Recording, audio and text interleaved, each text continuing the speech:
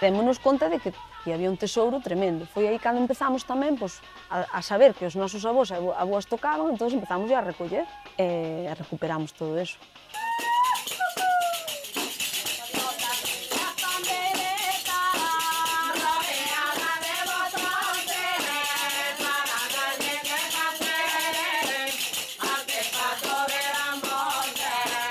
Entón, iso tamén fixo unha unión entre xente de distintas idades que compartían un interés común, que era o baile e a música.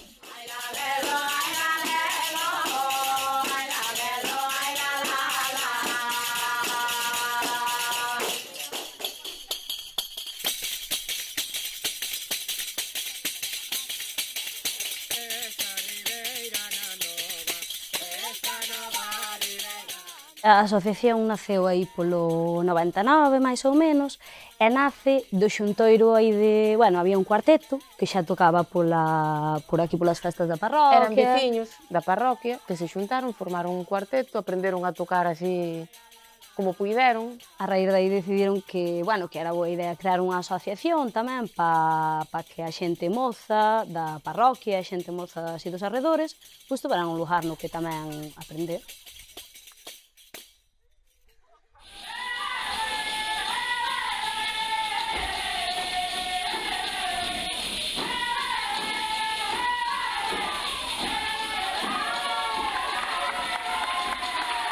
O proxecto de Raigañas empezou en 1979 e, basicamente, está todo arredor do que é a música tradicional. A partir de aí, todas as actividades que se fan están relacionadas.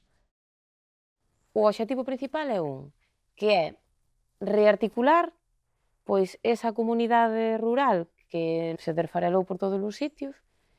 Como facemos agora, que novas maneiras buscamos de volver a unificar esta xente. Entonces, a maneira que se nos ocurriu foi a través do ocio. E tamén buscar ese ocio e eses espazos nos que poidan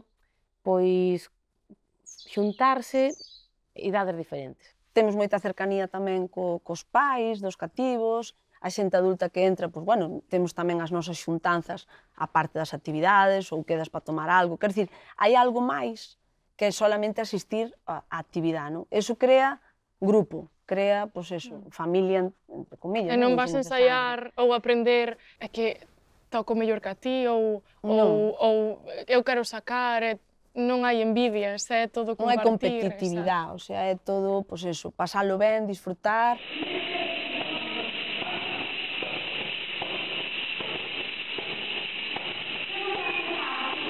Eu creo que aquí que nos teríamos que, ir uns anos atrás, digamos, que foi o momento no que decidimos avisar a varias persoas maiores da parroquia, dos arredores, que sabíamos que bailaban de sempre e que tocaban, xuntámolas, e nese momento vimos que nós non tiñamos ni idea de nada.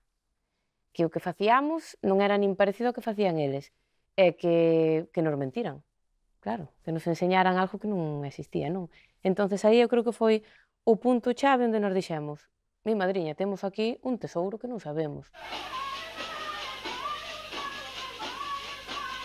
Aquí en Cerqueda houve unha recollida polo ano 89, que durou 5 horas, onde había unha cantidad de xente informante tremenda, e aí eu entereime que meu avó era bailador de Ribeirana, ou que as irmás de miña avoa eran tocadoras e bailadoras. Ese día enterámonos. Tiño por aquela 17 anos.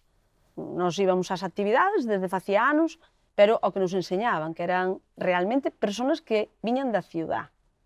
Ese foi o momento onde eu creo que a asociación tamén pegou, virou un pouco e empezou a buscar esa outra xente, non? Viñamos de nenos, pois pasamos agora a esta xente que é maior e que nos pode aportar moitísimo, porque nós, que pensamos que éramos moi listos e que sabíamos moito, non temos nin idea do que é a música popular. Donde son bolo, digo, bolo decir agora, da parroquia de Verdanso, concello de Tordoia. Nós, como rapazas da aldea que somos, toda a vida estivemos aí enfrente todos os prexuizos do mundo. O sea, era urbe contra a aldea, toda a vida. Entonces, de repente, esta xente maior enséñache que te tens que sentir orgullosa do que tes, do que és, e enséñancho eles. Mulleres fortes, con moitísimo carácter, que xa son as que se mantuveron tocando, porque o resto pararon e xa non retomaron nunca máis. Que che dan esa idea de orgullo. Tens que sentirte orgullosa do teu. Tens que defender a terra, tens que defender a lingua, aínda que non teñan unha conciencia lingüística moi formada, pero algo sinten que lle di que iso é importante, e que o temos que manter para ser o que somos. Falábamos moitas veces entre as cantareiras da asociación que está moi ben aprender pezas de outra zona, pero ao final tamén está moi ben sair da túa zona de confort, da túa vila, da túa aldea, e que te reconozan polas cancións que cantas, pola lingua. Entón, bueno, pois son cousas pequeniñas, pero que nos parecen importantes, nun momento como este que sí que vemos que todo a contorna, que nunca foi castelán falante, cada vez está máis cerca, non? Lamentablemente, iso tamén se está perdendo, porque os nenos xa non falan, ou as nenas, como as nosas aboas. Entón, xa moitas veces hai que recalcarlle, non, é que esta copla congeada, que non digamos así, que hai que dicir así.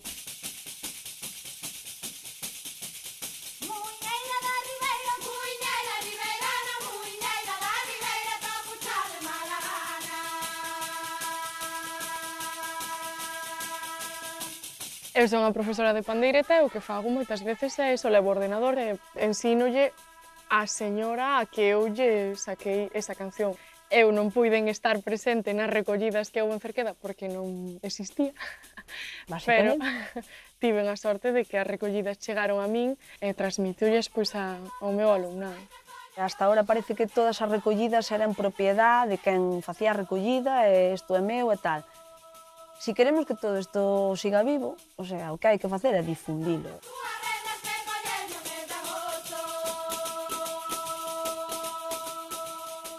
Empezamos a buscar ese material e a reproducilo, intentar ser o máis fieles posibles ao que eles nos enseñaban, pero tamén con o noso xeito, non? Hai que darlle sempre unha volta a todo. Entón, a tradición é como o resto de cousas, non? Chegache unha cousa, tens que saber de onde che ven, tens que saber contextualizar iso, tens que saber por que che chega a ti así, e tens que ter tamén a capacidade de saber se ti queres seguir reproducindo iso tal cual, non? Porque, claro, nós sí que somos... Porque a música non só é música, volvemos ao mesmo. Porque son moitas cousas. Se ti reproduces os patróns, os roles, non sei, o discurso das coplas tradicionais, pois, mi madriña, tiñamos que meter presas. A ver, non? Pois, desde violencia machista hasta violacións, eu que sei. Hai barrabasadas auténticas. O que sí, a min pareceme moi importante, e penso que maca nesto, porque xa o temos falado moitas veces, sí. Saber de onde se ven é saber cando te pasas o que xa non é. Quero dicir, se ti cambias os xiros, cambias os toques, cambias a lingua, xa non é. Xa é outra cousa. Que queda? Que queda exactamente iso? É outra cousa, pero... Non queda nada. Entón, sí, hai que cambialo, pero tamén saber o que estar facendo, creo eu. Oxalá que a xente nova que nos poida coller o relevo, porque, polo menos en Raigañas, a excepción de Icía, o resto somos xente xa con uns anos, non vamos dicilo sobre aquí, que tampouco ven ao caso.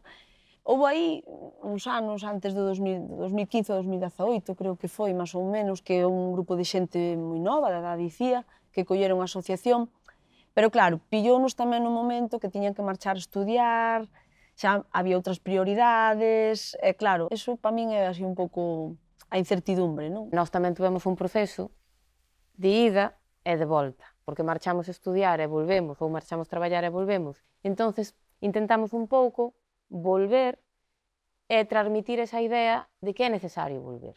Pero hai que buscar novos xeitos, non? Novos xeitos de estar aquí e de interrelacionarse con quen está vivindo como se vivía antes ou vivindo con cousas novas, non? Pero temos que buscar ese equilibrio de retornar e xuntarnos.